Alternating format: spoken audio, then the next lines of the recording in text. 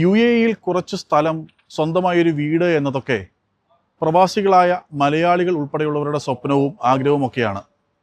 എന്നാൽ ഈ മേഖലയെക്കുറിച്ച് കുറച്ചേറെ കാര്യങ്ങൾ അറിയാനും മനസ്സിലാക്കാനും ഒക്കെയുണ്ട്. റിയൽ എസ്റ്റേറ്റ് മേഖലയിൽ ദുബായിൽ പ്രശസ്തമായൊരു സ്ഥാപനമാണ് ELL പ്രോപ്പർട്ടീസ്. ELL പ്രോപ്പർട്ടീസിൻ്റെ സ്ഥാപകൻ സായി ശ്യാം ഈ ആഴ്ച മുതൽ ഗൾഫ് പനോരമയ്ക്കൊപ്പം ചേരുകയാണ്. കാണാം പ്രോപ്പർട്ടി ടോക്ക്.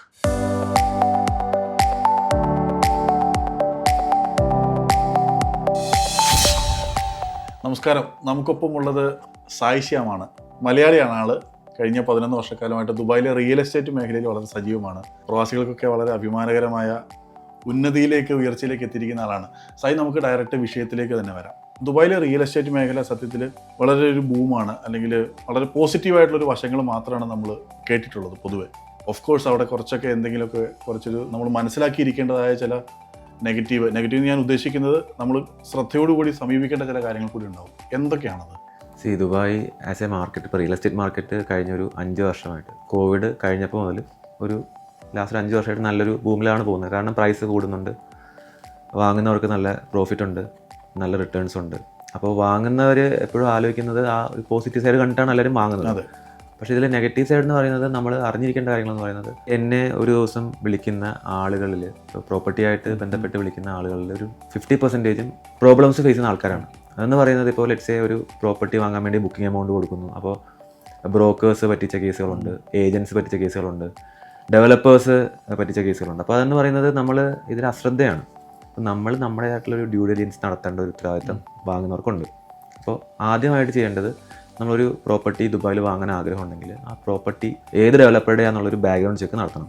ബേസിക്കലി നമ്മൾ ചെയ്യുന്നത്, ഇപ്പോൾ as A company ELL properties ചെയ്യുന്നത് ഇവിടുത്തെ ഗവൺമെൻറ് പ്രോപ്പർട്ടീസ് മാത്രമാണ്. അപ്പോൾ ഗവൺമെൻറ് പ്രോപ്പർട്ടീസ് എന്ന് പറയുമ്പോൾ ഇവിടെ ദയാർ, വാസൽ, ദയാർ എന്ന് പറയുന്ന ഇവിടുത്തെ ദുബായ് ഇസ്ലാമിക് ബാങ്ക് ബേസ് ചെയ്തിട്ടുള്ളൊരു ഡെവലപ്പറാണ്. അപ്പോൾ ഗവൺമെൻറ് പ്രോപ്പർട്ടീസ് ഒന്നും ആരും മാർക്കറ്റ് ചെയ്യില്ല. ഇവിടെ നമ്മൾ കാണുന്ന വലിയ വലിയ ഹോർഡിങ്സും വലിയ വലിയ മാർക്കറ്റിംഗ് ചെയ്യുന്നതെല്ലാം പ്രൈവറ്റ് കമ്പനികളാണ്. അതെല്ലാം ഒരു സിംഗിൾ എൻറ്റിറ്റി, ഒരാൾ ഓൺ ചെയ്യുന്ന കമ്പനിയാണ്. അപ്പോൾ ആ ഒരാളില്ലാതായി കഴിഞ്ഞാൽ ആ ഒരാളുടെ ഒരു എന്തെങ്കിലും അശ്രദ്ധ കൊണ്ട് ആ കമ്പനിക്ക് എന്ത് സംഭവിക്കാം. പക്ഷേ നമ്മൾ ചെയ്യുന്നതെല്ലാം ഇവിടുത്തെ പബ്ലിക് ലിസ്റ്റ് ചെയ്തിട്ടുള്ള കമ്പനികൾ, ഇപ്പോൾ MR, ദയാർ, വാസൽ അങ്ങനെയുള്ള കമ്പനികളാണ്. അപ്പോൾ വാങ്ങുന്നവർക്ക് അതിൻ്റേതായിട്ടുള്ളൊരു സേഫ്റ്റി ഉണ്ട്. പ്രോപ്പർട്ടി നാളെ കംപ്ലീറ്റ് ആവുമെന്നും അതിൻ്റേതായിട്ടുള്ള ക്വാളിറ്റി കൊടുക്കുമെന്നുള്ളൊരു കൺഫർമേഷൻ അവർക്ക് ആദ്യമേ കിട്ടി. പിന്നെ നമ്മൾ മനസ്സിലാക്കേണ്ടത്, ഈ പറയുന്ന പോലെ ബ്രോക്കേഴ്സ്, ഇപ്പോൾ നമ്മൾ ഒരുപാട് വീഡിയോസ് സോഷ്യൽ മീഡിയയിൽ ഇപ്പോൾ ഉണ്ട്. അപ്പോൾ നമ്മളൊരു ബ്രോക്കറിനെ സമീപിക്കുമ്പോൾ ആദ്യം ബ്രോക്കർ കാർഡ് ഉണ്ടോ എന്നുള്ളത് ചെക്ക് ചെയ്യണം, റേറ സർട്ടിഫൈ ചെയ്തിട്ടുണ്ടോ എന്ന് ചെക്ക് ചെയ്യണം. രണ്ടാമത്തെ കാര്യം എന്ന് പറയുന്നത്, ഈ ബ്രോക്കർ ഇൻട്രൊഡ്യൂസ് ചെയ്യുന്ന ഡെവലപ്പേഴ്സിൻ്റെ ബാക്ക്ഗ്രൗണ്ട് ചെക്ക് എനിക്ക് പറഞ്ഞതുപോലെ നടത്തിയിരിക്കണം. ലൊക്കേഷൻ ഏതാണ്, അവിടുത്തെ ഒരു ഫ്യൂച്ചർ എന്താണ്, ഇതെല്ലാം മനസ്സിലാക്കണം. പിന്നെ ഏറ്റവും ഇമ്പോർട്ടൻറ്റ് ഫൈനാൻസ് ആണ്. ഇപ്പോൾ ഒരു പ്രോപ്പർട്ടി, നമുക്കിവിടെ പല രീതിയിൽ ആളുകൾ ഇതിൽ പ്രോഫിറ്റ് ഉണ്ടാക്കുന്നുണ്ട്. അപ്പോൾ ആ പ്രോഫിറ്റ് ഉണ്ടാക്കുന്നത് കാണിച്ചുകൊണ്ടാണ് പല ആളുകളും പലതും പറയുന്നത്, ഇങ്ങനെ ചെയ്യാം അങ്ങനെ ചെയ്യാം.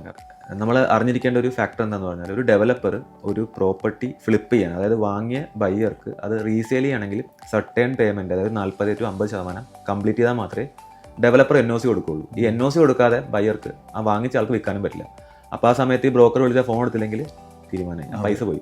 എനിക്ക് വരുന്നത് 50% കൺട്രോളാണ്. അപ്പോൾ നമ്മൾ മനസ്സിലാക്കേണ്ടത്, ഒരു പ്രോപ്പർട്ടി വാങ്ങുമ്പോൾ നമ്മൾ ഡ്യൂ ഡിലിജൻസ് നടത്തിയിരിക്കണം, ഡെവലപ്പറെ കുറിച്ച് ചെക്ക് ചെയ്തിരിക്കണം, ആ പേയ്മെൻറ്റ് പ്ലാൻ നമുക്ക് അഫോർഡ് ചെയ്യാൻ പറ്റും നോക്കണം, എല്ലാ കാര്യങ്ങളും ചെക്ക് ചെയ്ത് അതാണ് നമ്മൾ ചെയ്യുന്നത്. നമ്മൾ സത്യമായി പ്രോപ്പർട്ടി വിൽക്കലല്ല ചെയ്യുന്നത്, നമ്മൾ കൺസൾട്ടേഷനാണ് കൊടുക്കുന്നത്. ഒരാളൊരു ബയ്യർ ഒരു പ്രോപ്പർട്ടി വാങ്ങാൻ ഇൻട്രസ്റ്റോടെ ദുബായിൽ വന്നു കഴിഞ്ഞാൽ നമ്മൾ ആദ്യം ചെയ്യുന്നത് അവർക്ക് പറ്റുമോ ഇല്ലയോ എന്നുള്ളതാണ്. അവർക്ക് പറ്റുന്നുണ്ടെങ്കിൽ മാത്രമേ നമ്മൾ അവർക്ക് സജസ്റ്റ് ചെയ്യുള്ളൂ. പിന്നെ സജസ്റ്റ് ചെയ്യുമ്പോൾ തന്നെ നമ്മൾ അത്രയും റെപ്യൂട്ടഡ് ഡെവലപ്പേഴ്സ് മാത്രമേ സജസ്റ്റ് ചെയ്യുള്ളൂ. അതിൻ്റെ എല്ലാ റെസ്പോൺസിബിലിറ്റി എടുത്തിട്ടാണ് നമ്മൾ ചെയ്യുന്നത്. എന്തായാലും നമുക്ക് കുറച്ചുകൂടി വിശദമായിട്ട് ഇതിലേക്ക് ഇൻ ഡെപ്ത് പോവാം വരുന്ന ആഴ്ചകളിൽ. നമസ്കാരം.